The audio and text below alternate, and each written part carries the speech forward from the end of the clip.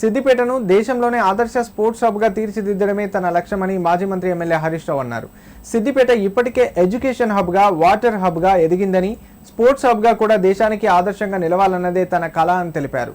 భవిష్యత్తులో మళ్లీ బీఆర్ఎస్ ప్రభుత్వం అధికారంలోకి వస్తే నిలిచిపోయిన 11.50 కోట్ల అభివృద్ధి పనులను పూర్తి చేస్తామని హామీ ఇచ్చారు.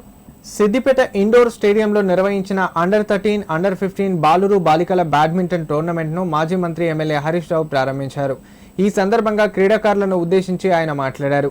బ్యాడ్మింటన్ కోర్టు విద్యార్థులు క్రీడాకారులతో కిటకిటలాడుతుండడం తనకు ఎంతో ఆనందాన్ని కలిగిస్తుందన్నారు.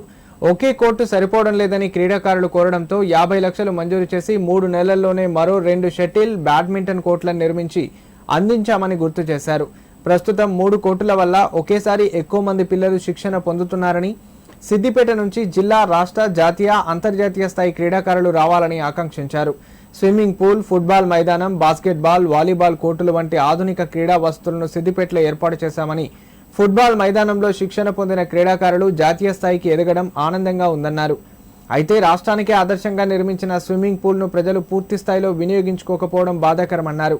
హెల్త్ ఈజ్ వెల్త్ అనే నానుడిని గుర్తు చేస్తూ ఆరోగ్యమే అసలైన సంపద అన్న హరీష్ రావు, ప్రస్తుతం పిల్లలు సోషల్ మీడియాకు ఎక్కువగా అలవాటు పడుతున్న నేపథ్యంలో క్రీడలు వారికి శారీరక దృఢత్వం, క్రమశిక్షణ, ఆత్మవిశ్వాసాన్ని పెంపొందిస్తాయని చెప్పారు.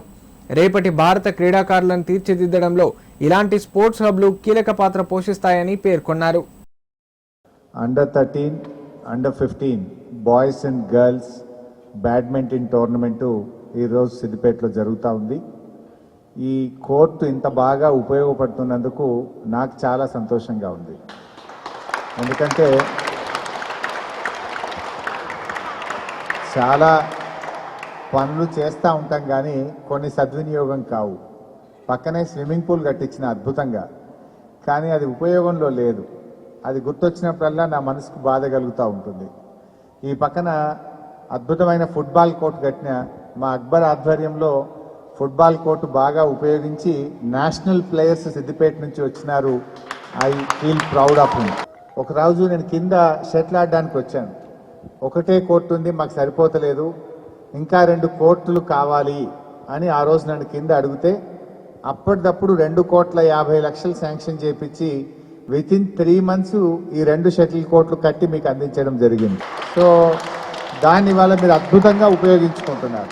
ఈ 2 కోర్టులు రావడం వల్ల మంచి ఇంతమంది పిల్లలు సిద్దిపేట టౌన్ నుంచి బాయ్స్ అండ్ గర్ల్స్ రోజు షటిల్ ఆడుతున్నారంటే నిజంగా నాకు చాలా సంతోషంగా ఉంది. Health is wealth.